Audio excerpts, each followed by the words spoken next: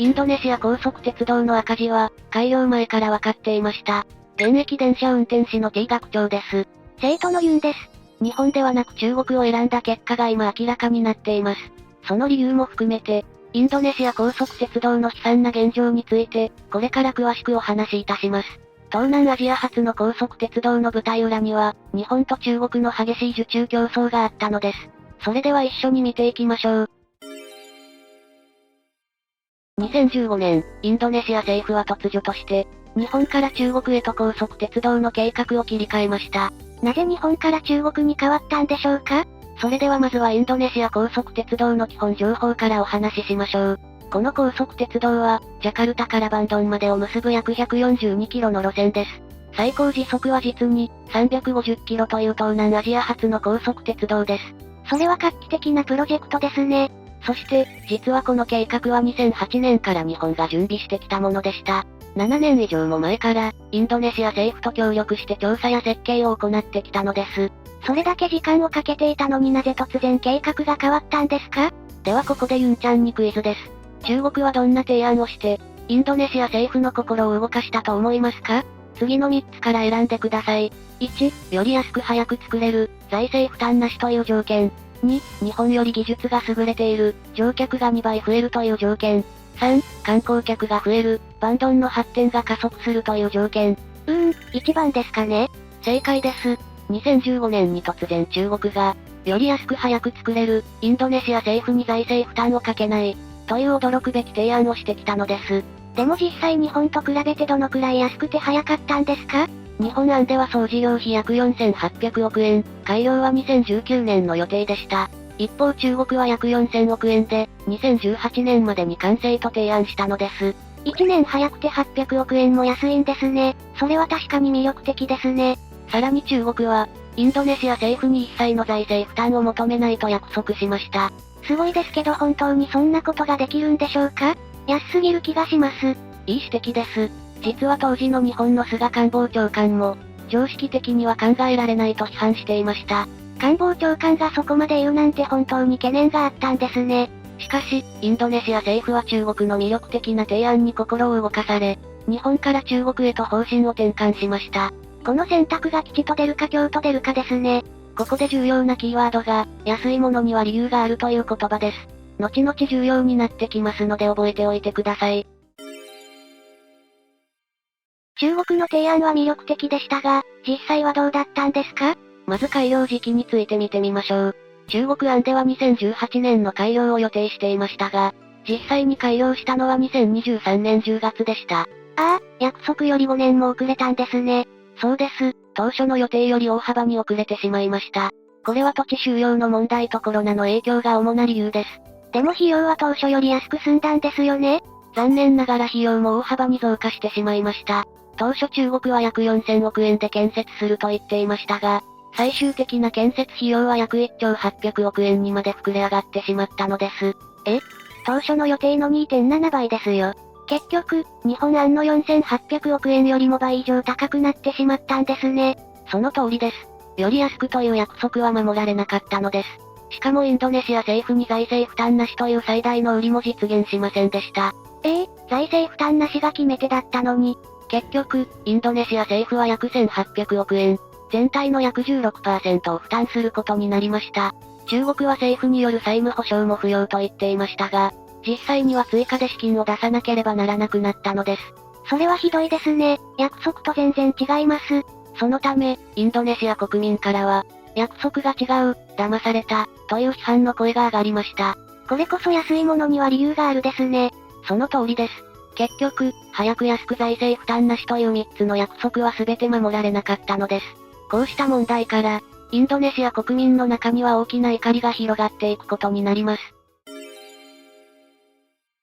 インドネシア高速鉄道の問題が明らかになるにつれて、国民の間には怒りが広がっていきました。具体的にはどんな怒りだったんですか？まず政治家への批判が高まりました。特に当時のジョコ・ウィドド大統領への批判が強かったのです。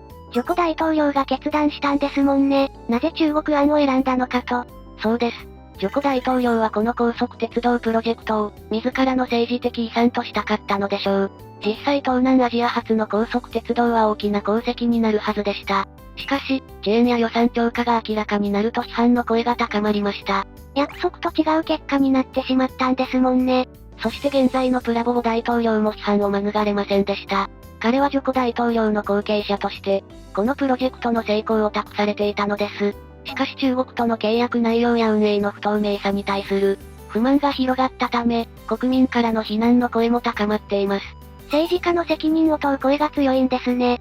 結局、菅元官房長官が常識的には考えられないと批判していた通りの結果となり、多くのインドネシア国民は中国は初めから嘘をついていたのではないかと感じるようになりました。中国への信頼も失われてしまったんですね。はい、そしてこの高速鉄道問題をきっかけに、中国主導のプロジェクト全般に対する信頼が崩壊していったのです。同時に技術や運営面で、中国への依存度が高まることへの懸念も広がりました。どういう懸念なんですか？例えば中国の技術に頼りすぎると、将来メンテナンスなどでも中国に依存せざるを得なくなる、インドネシアの自立性が損なわれるというような懸念です。また中国主導のプロジェクトでは、環境問題や外国人労働者の輸入なども批判されてきました。なるほど、依存体質になるのは怖いですね。そして次第に、日本の提案を採用しなかったことを後悔するという声も出てきました。日本の提案は確かに費用は高かったかもしれませんが、安全性や技術力は高く評価されていたのです。日本の新幹線は世界一安全ですもんね。そうです。日本の新幹線方式は信頼性が高く、採算性や安全性も優れています。安かろう悪かろうではなく長期的な視点で見れば、日本の提案の方が良かったのではないかと考える国民も増えているのです。安いものには理由があるということを身をもって学んだ感じですね。まさにその通りです。そして、この高速鉄道が実際に開業した後も問題は続いていきます。開業してからも問題があったんですか？はい、開業1年目で驚くべき事態が起こっていたのです。今度は何が起きたんでしょう？さて、インドネシア高速鉄道は、2023年10月についに開業しました。東南アジア初の高速鉄道として大きな注目を集めたのです。そうなんですね。実際に開業してからの状況はどうだったんですか？それが開業直後は、乗車率 90% を超える好調なスタートを切りました。1日で約9000人もの人が利用していたのです。すごい人気、やっぱり高速鉄道は魅力的だったんですね。しかし、その人気は長続きしませんでした。開業から1年経った2024年10月の時点では、利用者数は、1日1万8000から2万2000人程度に落ち着いています。あれ？それだけ聞くと人数は増えているように見えますが、実は運行本数を大幅に増やしたのです。当初は1日14往復だったのが52往復、つまり約4倍に増発したんです。なるほど、4倍に増やしたのに、利用者は2から 2.5 倍程度にしか増えていないんですね。それはつまり乗車率が落ちているということですか？その通りです。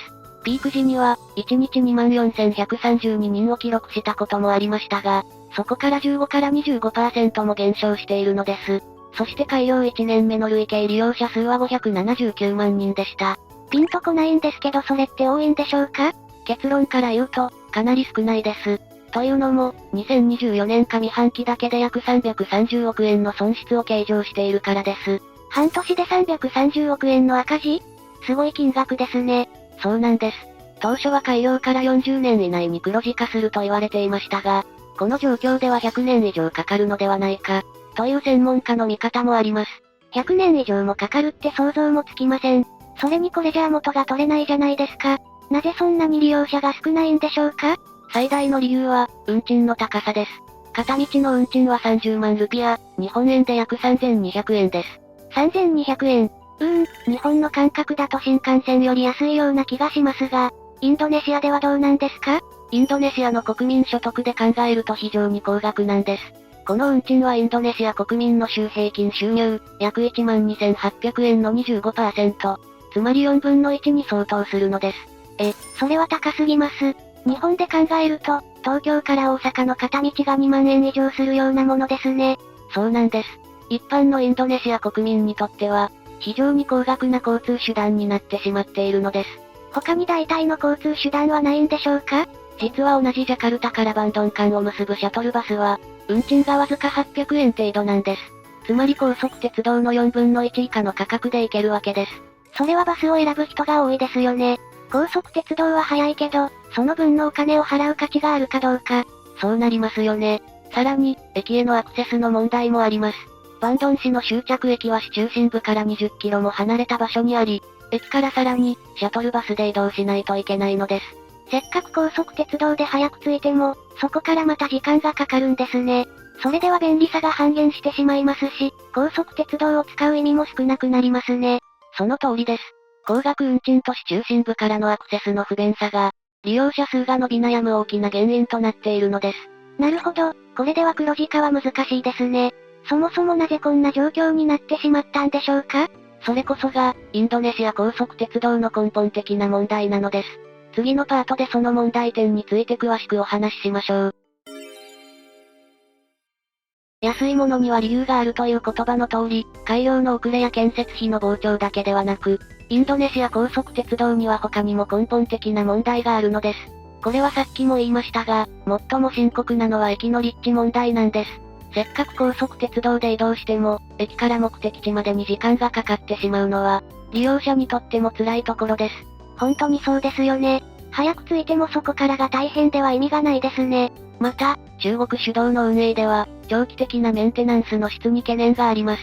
高速鉄道は複雑なシステムで適切な保守が不可欠なのに、技術依存度が高まることで、インドネシアの自立性も損なわれています。それって、将来的に大きな問題になりそうですね。ちなみに他の国ではどんな影響があるんですか？この問題は東南アジア全域に影響を与えています。ベトナム、タイ、フィリピンなど高速鉄道計画を進めている国々は、インドネシアの失敗から学んでいます。例えばベトナムでは、中国依存のリスクを避けるため、日本や欧米との協力に注目していますね。インドネシアの例を見てより慎重になっているんですね。そうですね。実際タイやフィリピンでも、建設費の現実性や駅周辺開発の先行整備が重視されるようになりました。インドネシア高速鉄道の今後はどうなるんでしょうか？現在、スラバヤまで延伸する必要があるという意見もありますが、これを実現するための延伸費用は最大3兆円とも言われています。現路線の赤字が続く中での追加投資はリスクが大きいですね。中国は今後もサポートできるんでしょうか？それも懸念点です。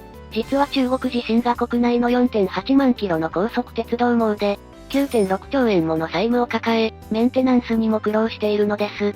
そうだったんですか。中国も大変な状況なんですね。結局、インドネシアの事例は、安価、迅速を謳う提案のリスクを示す重要な教訓となりました。安いものには理由があるという言葉の意味がよくわかりますね。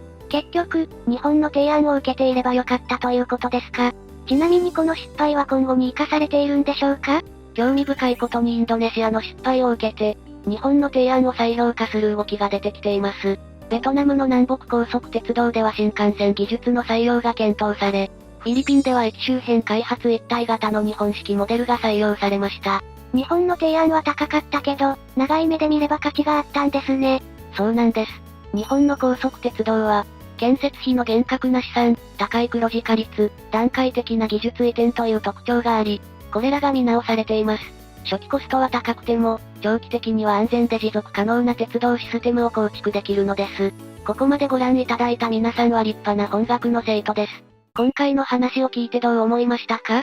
建設費が倍になり、運賃も高くなったのは残念です。もっと多くの人が利用できる高速鉄道だったらよかったのに。私が常々思うのは、鉄道事業で一番重要なのは安全だということです。費用を削った結果、安全性やメンテナンス体制に問題が生じては本末転倒です。確かにそうですね。人命に関わることですから。この事例が失敗事例として記録されたのは実はいいことだと思います。日本は相手をよく見て信頼できる判断力を養っていくべきですし、他国もインフラ整備の際の教訓にできるからです。安いものには理由があるという教訓が、東南アジア全体に広がっているんですね。その通りです。大規模インフラ投資では初期コストより、長期的な価値を重視する考え方が大切なのです。皆さんはどう思いましたか？感想があればぜひコメント欄で教えてください。安いものには理由があるという言葉が今回のテーマでしたが、他にも日常生活で感じることがあれば共有してください。このチャンネルでは、現役電車運転士の私が鉄道について解説していきます。鉄道の歴史や技術、世界の鉄道事情など様々なテーマで動画を投稿しています。このチャンネルで取り扱ってほしいテーマや、現役電車運転士の私に聞きたいことがあれば、コメント欄にコメントをお願いします。皆さんのリクエストを参考に、次回の動画を作っていきたいと思います。チャンネル登録や高評価もよろしくお願いします。それでは今日はこの辺りで失礼します。最後までご視聴ありがとうございました。